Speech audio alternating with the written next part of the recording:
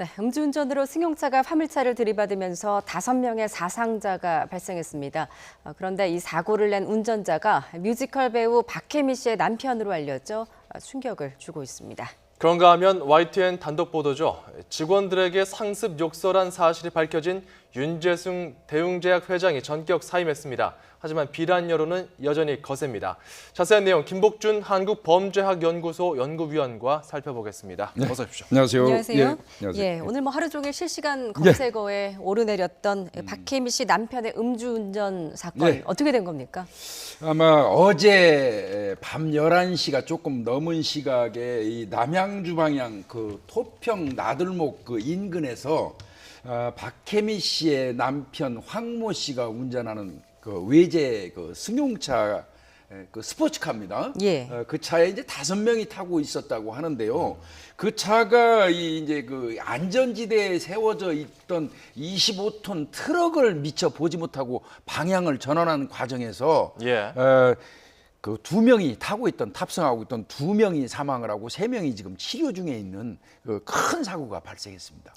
그 사망한 두 사람은 박혜미 씨가 소속된 극단의 단원이라고요? 맞습니다. 그 해미 뮤지컬 컴퍼니라고 박혜미 씨가 이제 그 소유하고 있는 극단이죠. 거기에 소속돼 있는 이제 그 배우들 단원입니다. 그 두 사람은.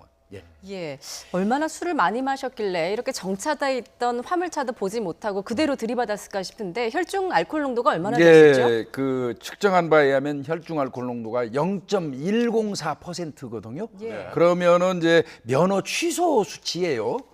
그러니까 이제 일반적으로 경찰에서 이 그 혈중 알코올 농도를 계산할 때 65kg 정도의 성인 그 정도를 계산하거든요. 예. 그때 따져보면 0.104라고 하면 한 소주 2홉두리를 1병 반에서 2병 사이 일반적으로 그렇게 기준합니다. 예.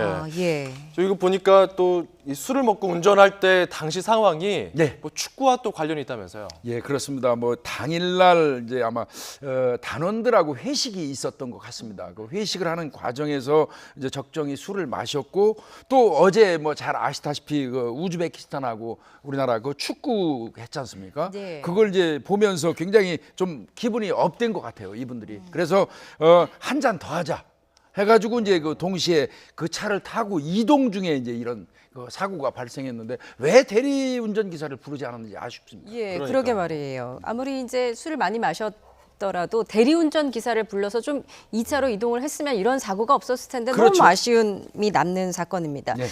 지금 박혜미 씨 남편을 포함해서 부상을 당한 3명은 지금 상태가 좀 어떤?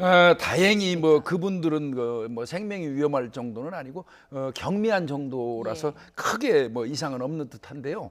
문제는 이제 이분들 형사 책임이 따를 것 같아요. 어떤 책임일까요? 일단 같은 자리에서 같이 음주를 한 이후에 음주운전을 한다는 사실을 뻔히 알면서도 옆에 동승해서 타고 간다고 하면 법에서 정하는 음주운전 방조죄가 또 형성이 될 수 있거든요. 예. 그 부분은 좀 이제 아마 경찰이 또 따질 것 같습니다. 또 보니까 이게 사망자가 2명이고 다친 사람이 3명이면은 그 보니까 차량은 승용차던데요. 굉장히 만약에 좁죠. 좁았을 것 같은데 만약에 대리운전 기사까지 불렀다면은 뭐 너무 좁아서 안 불렀을 것이다. 뭐 이런 얘기도 있더라고요. 앵커께서 지금 지적하신 내용이 맞는 것 같습니다. 5명이 탈래니까 대리운전을 부르면 5명이 동시에 타고 움직일 수가 없잖아요. 그러다 보니까 아마 이 본인이 운전한 게 아닌가 이렇게 지금 다 추정하고 있습니다. 예. 이제 아끼던 두 제자가 세상을 떠났고 또 가해자가 남편이 된 상황에서 박혜미 씨의 심경도 참 참담할 것 같아요. 예, 지금 제일 아마 고통스럽고 이 순간 힘든 사람은 박혜미 씨일 거로 보이는데요.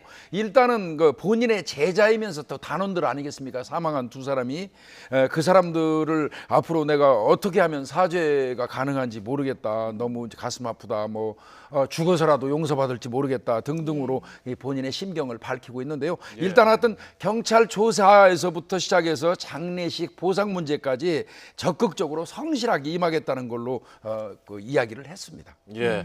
지금 뭐 뮤지컬 공연이 한창이던데 공연에도 아무래도 무리가 갈 수밖에 없을 것 같아요. 예, 아마 오늘 뭐 한 2번 정도 언론에 노출될 그 일이 있었는데 그것도 자세히 자제를 했던 것 같고요.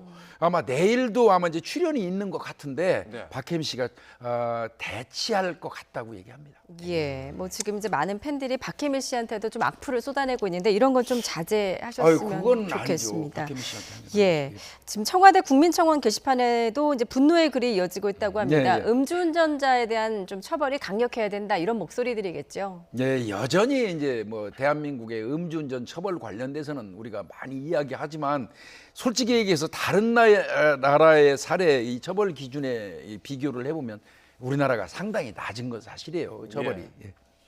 예, 뭐 다른 나라랑 비교할 때 좀 어느 정도로 뭐 이제 좀 예를 들면요, 뭐 핀란드 같은 데는 한 번 그 음주운전하면 그분이 벌고 있는 한 달치 월급을 몰수해 버린다든지, 예. 싱가포르 같은 데는 그 음주운전하다 적발되면 신문 일면에다가 사진과 함께 게재를 해요.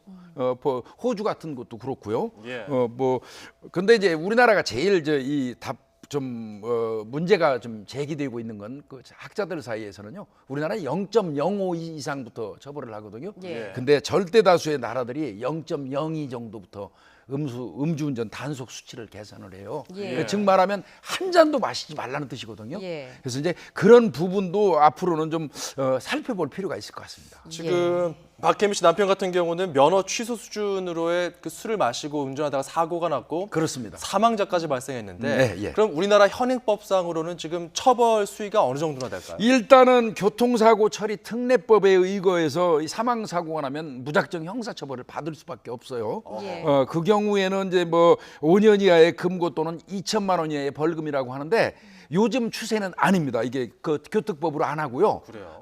특가법, 특정범죄 가중처벌법상의 그 5조의 제 11호 위험운전 치사상죄라는 게 있어요.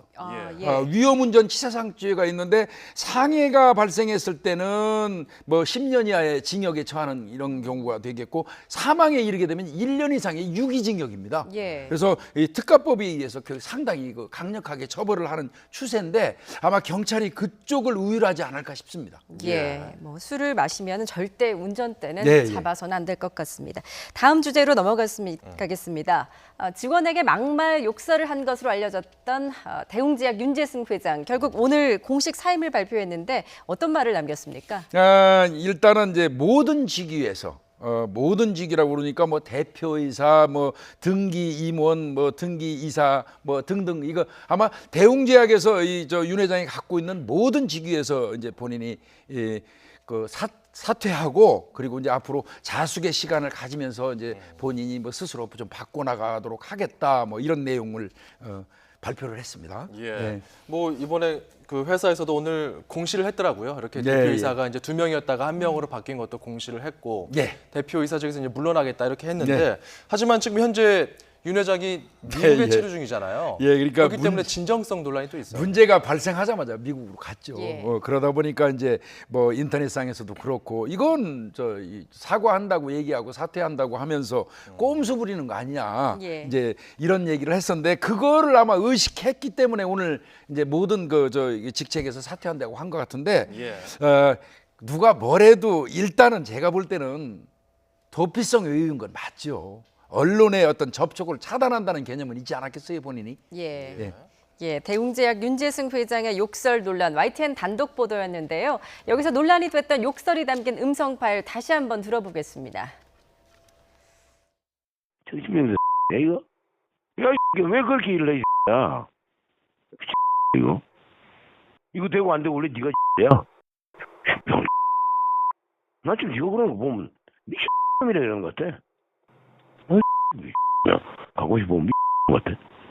나 정말로 정신병자 이런 것 같아서 왜 일 되는 방법을 안 찾고 야, 정견 빈명만 하려고 그래? 너 X처럼 말이야 아무나 뽑아서 그래. 말끝마다 그러다가 쓰레기 정신병자 살인 충동을 느끼게 하는 여기서 뛰어내려라 한 번 더 그러면 다리 몽둥이를 부러뜨린다 등 지난 2, 3년 동안 100여 명은 그만둔 것 같습니다.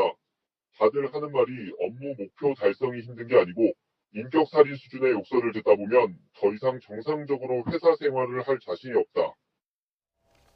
예, 저희가 뭐 차마 이제 방송에 낼 수 없는 예. 욕설은 다 삐 처리를 했는데 뭐 모든 말들의 대부분이 삐일 정도로 정말 이 상습적인 욕설이 있었던 것 같습니다. 지금 네. 고용노동부에서는 사실관계 파악 중이라고 하는데요. 이게 네. 사실로 확인된다면 처벌 여부는 어떻게 되는 겁니까? 이거는 이제 고용노동부에서 이 조사를 하고 있는 거는 이제 그 노동 환경에 대한 어떤 페널티가 주어질 가능성이 있고요. 다만 지금 현재는 그 피해자라고 인정되는 분들이 뭐 이를테면 욕설을 들었기 때문에 모욕죄라든지 명예훼손죄라든지 이런 걸로 고소를 한 건 현재까지는 없어요. 예. 그러다 보니까 물론 뭐 그분들 왜 고소 안 했냐 그랬더니 윤 회장이 원래 이 검사 출신 아니겠습니까? 예. 그러다 보니까 법을 많이 알아서 그분하고 싸워서 이길 확률이 없다고 판단해서 안 했다고 이런 얘기를 하는데요. 예. 현재로서는 뭐 그 형사 고소라든지 고발은 없기 때문에 형사 처벌은 못 하고요. 아마 이제 그 고용노동부에서 조사하는 결과에 따라서 회사 쪽에 어떤 이 페널티가 주어질 가능성이 있습니다. 회사 쪽에 페널티가 주어진다. 사실 지금 이 부분에 대해서는 재벌가의 어떤 갑질 논란, 반복되고 어떤 네. 사람들에게 분노를 자아내는 이런 행태, 이런 부분들에 대해서 사람들의 질타가 이어지고 있는데 네, 여기에 대해서는 뭐 어떻게 사람들의 억울함을 소명할 길이 없는 것 같아요. 이게 이제 뭐 늘 여기 이 자리에서도 몇 번 그 전에 뭐 이야기를 했지만 여러 이 재벌 회사들 이 창업 1세대하고는 달리 이제 그 뒤이어서 이어받은 이제 후세대, 2세대, 3세대들에서 이제 이런 문제가 다분히 발생하고 있는데요. 결국은 경영인 수업을 제대로 겪지 않은 그 세대의 문제점이 아닐까 이런 생각이 들고요. 예. 차제 이제 제가 생각할 때는 그 재벌도 어떤 경제적인 그런 쪽에만 노력하는 게 아니고 인격 형성에 관련된 거를 좀 스스로 좀 교육을 했으면 좋겠어요. 예, 뭐 언어 폭력을 견디지 못하고 뭐 2, 3년 동안 100여 명이 퇴사를 했다는데 이 회사에도 굉장히 막대한 손실 아니겠습니까? 네, 그렇습니다. 이게 비난이 많이 따르는 이유가요. 이거 윤 회장이 주장했던 회사의 어떤 경영 지침이 뭐였냐면 수평적인 관계. 예. 그다음에 소통하는 상하 직원 뭐 이거를 엄청 강조를 했었어요. 근데 본인이 얘기했던 이거 누가 봐도 이게 수평적인 관계고 소통하는 관계입니까? 예. 그래서 이제 지금 비난을 유난히 받고 있는 것 같습니다. 예. 자, 향후에 이 사안이 또 어떻게 추이가 이어질지는 좀 더 지켜봐야 될 네, 것 같고 아직까지 좀 진행 중인 사안이어서요. 마지막 주제 보겠습니다. 옥천에서 자신의 아내와 딸을 살해한 혐의를 받았던 40대 가장 혐의를 모두 인정했거든요. 네, 예. 왜 범행을 저질렀다고 합니까? 일단은 이제 본인이 빚에 쪼들려서 경제적으로 궁핍한 상황에서 사실은 본인 혼자만 극단적인 선택을 하고 싶었다는 거예요. 예. 근데 막상 생각해 보니까 자신이 없어지고 나면 아내와 세 딸이 주변에서 손가락질 받는 거 그 자체가 너무 고통스럽더라. 예. 그래서 이제 내가 이런 범행을 했다 하고 이제 이야기를 하고 있습니다. 예, 뭐 옥천에서 10여 년간 건도관을 운영을 했다는데 7억 원이 넘는 빚을 졌다고 해요. 예, 맞습니다. 아마 대전 쪽에서 이제 옥천으로 옮겨온 것 같은데 검도관을 차릴 때 비용, 예. 그다음에 이제 지금 현재 살고 있는 아파트, 그리고 이제 하나 더 나오더라고요. 대전 쪽에 있는 원룸을 아마 구입하는 그 과정에서 대출을 좀 받았던 것 같습니다. 예. 근데 그 대출 이자를 제때 갚지 못하다 보니까 제2금융권에서 돈을 빌렸고요. 또 그 제2금융권의 돈을 막기 위해서 어떤 때는 이제 사채를 썼는데요. 예. 이게 사채라는 게 좀 저처럼 실무에서 오래 한 사람들은 진짜 압니다. 사채처럼 무서운 돈은 없어요.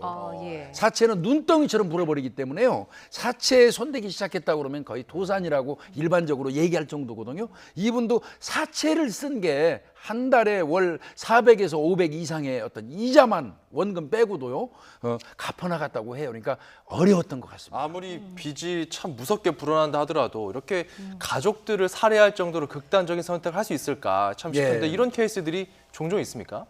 몇 건 그동안 이제 발생했던 사건은 뭐 제가 일일이 말하지 않아도 아실 것 같고요.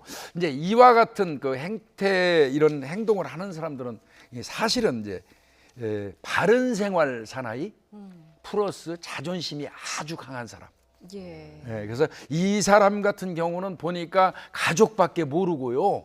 그 다음에 엄청나게 주변에서 인정받는 사람이었어요. 그럼에도 불구하고 이제 어떻게 보면 가족 살해범으로 전락했지 않습니까? 예. 근데 이제 이런 사람들이 대체로 성향 자체가요. 어떤 법을 위반하거나 그 어떤 일반적인 윤리 도덕에 위배되는 경우는 없어요. 그런데 다만 자존심은 굉장히 강하죠.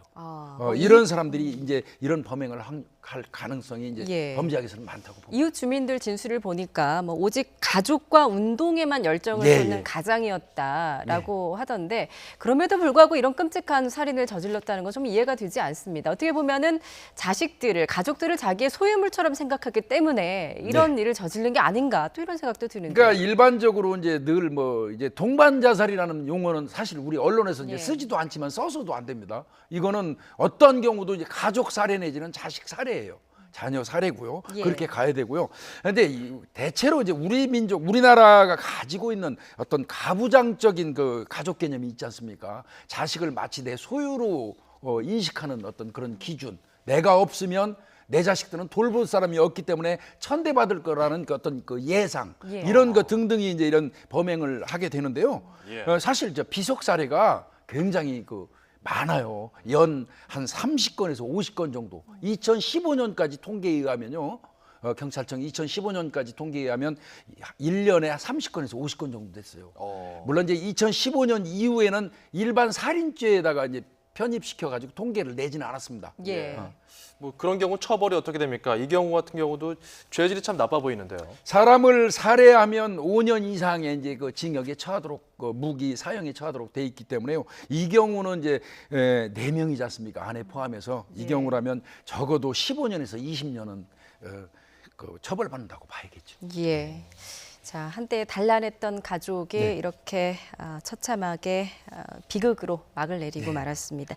지금까지 김복준 한국범죄학 연구소 연구위원과 함께 사건 사고 소식 알아봤습니다. 잘 들었습니다. 고맙습니다.